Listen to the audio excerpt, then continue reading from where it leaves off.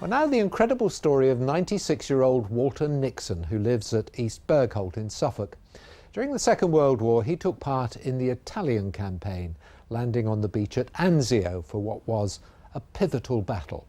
Now, 75 years later, he's finally gone back. Our reporter Kevin Birch and cameraman John Fairhall went with him. And as you will see, there were moments which Walter found very upsetting. It's taken virtually a lifetime for Walter to make it back, but he's finally here. And it doesn't take long for a lifetime of memories and emotion to flood to the surface.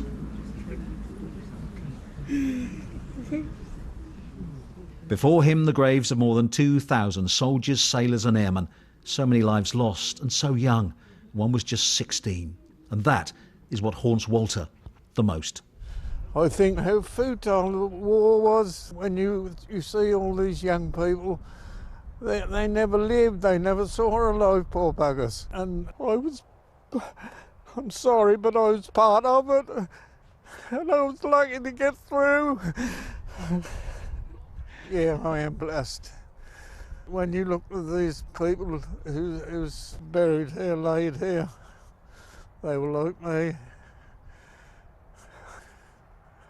I wouldn't have missed this for the world. I'm utterly glad that I have come back to see this because I was part of it at the time. I was proud to be part of it. If you advanced 100 yards in a day or in a week or in a month, you thought you was doing well. The test me is over here on to the right and over to the left. How hard it was. By God, yes. When you look upon this, I wouldn't have missed it for the world. This cemetery at Minturno, the first stop of this tour, is small by comparison to some they'll see, but like all, it's kept immaculately. A stone of remembrance bearing the words, "Their name liveth for evermore," and the cross of sacrifice. Wonderful. It was a majestic sight beneath brilliant blue skies, and as tour leader Peter McClelland explained to the group, the planting around the graves was deliberate in its design. It was decided that the shadow of an English rose would fall once a day across the headstone of the fallen. Walter registered for service when he was 18 and became a signaller, fighting with the First Army in Tunisia. Then it was off to southern Italy, where he celebrated his 21st birthday, before he was handpicked and told as a wireless operator to make his vehicle ready for an amphibious landing at Peter Beach at Anzio, further up the coast and critically behind the German lines. It was called Operation Shingle, 22nd of January 1944. But very quickly, in Walter's words, all hell broke loose. He lived virtually underground for months, pounded by the enemy perched on high, the Allies unable, until their fourth attempt, to break through the German defensive line, blocking the route to Rome, notably at Monte Cassino. They didn't get the glory or as they did in D-Day, but by God, they were magnificent. Magnificent. Walter's son Keith and grandson Paul are with him for this 5-day tour, and as Keith explains, it's a special moment for them too.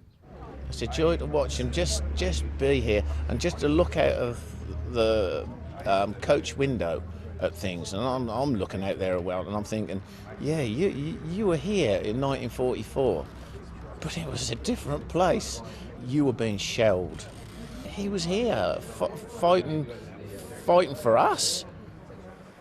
Well, what's incredible about Walter is not just his age, but the fact that he's never had a passport. He jokes that he didn't need one the last time he came here, and he didn't get his hands on one this time around until a week before he embarked on this journey.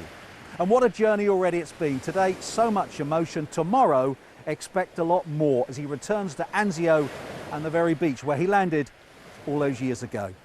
Kevin Birch, BBC Look East, on the coast of Italy. Well, now the second of our special reports from Italy with 96-year-old veteran Walter Nixon from Suffolk. It's the first time he's been back to the beach at Anzio since he went ashore during World War II in 1944.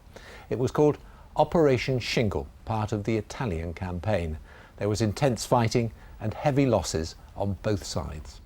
Walter, who lives at East Bergholt, never had a passport but got one just before heading out for the trip, organised by the Royal British Legion. Our cameraman John Fairhall and reporter Kevin Birch have travelled with him. Yesterday, Walter wept at the sight of 2,000 graves of men he never knew. Today, the sadness welled again over one specific individual who's been on his mind for the past 75 years. Captain Arthur Templeton West, an officer he came to know and admire, and whose body he had to retrieve after he was killed by a bomb blast beside him. I helped to lift him out of the trench. So sudden, so close. It was only yards away from me, and I helped to get him out. And this is why he stands in my memory more than anyone else. Lovely man. I'm honoured to be able to come back and pay my respects. The captain died on April the 12th, 1944. He was 30. Lying close by at the Anzio beachhead cemetery, his batman, gunner Stanley Salt, who died alongside him. He was 20. They shall grow not old, as we that left grow old. Age shall not weary them. The years are condemned. As they're going down in the sun and in the morning, we will remember them. We will remember them.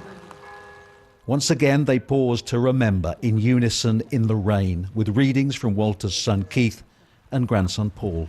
When you go home, tell them of us and say, for their tomorrow we gave our today. From the cemetery to the Beachhead Museum in Anzio, a reminder of the scale of battle, the sacrifices made, the bravery of the men who fought so long and so hard. A rare breed in the eyes of tall leader Peter McClelland and first Juliana Iotti from the museum. Freedom and democracy are not toys you can give as a present, And we have to fight every day to keep our freedom in Europe. I owe to them, the strength to remember, to remind us what's the price of freedom. Wouldn't we all be in the same position? Seeing a man he pulled out of the trenches, he remembers clearly the incident, the bombs falling and then finding them dead. And all of these have got memories exactly the same as that. So we're in the business of remembrance and in the business of healing and helping and looking after our veterans, and they deserve absolutely nothing less. The beach down there. For Walter, finally, the spot which matters most, Peter Beach at Anzio. When the ramp on the landing craft went down, he drove his vehicle onto the shore as fast as the deep sand would allow, urged on by someone yelling. He was waving his arms about. Come on, come on, come on. Keep going, keep going. Don't stop, keep going. I said, all right, mate. That someone was Dennis Healy, Beachmaster then, but Labour MP years later. And incredibly, their paths would cross again in Ipswich in 1992 during the election campaign. Back at the beach today, the drop down was more severe than Walter could remember, so it was left to son Keith and grandson Paul to tackle the steps and fetch some sand, while this incredibly humble man was left to reflect on the importance of this moment. It's hard to imagine what it was like at 2:30 in the morning, but I'm sure that wasn't anything like this. That wasn't so peaceful as this. It's extraordinary that I should be able to come back, and that's a wonderful experience for me. An extraordinary story. Yeah, Walter Nixon there with his memories of the Anzio landings, ending that report from Italy by Kevin Birch.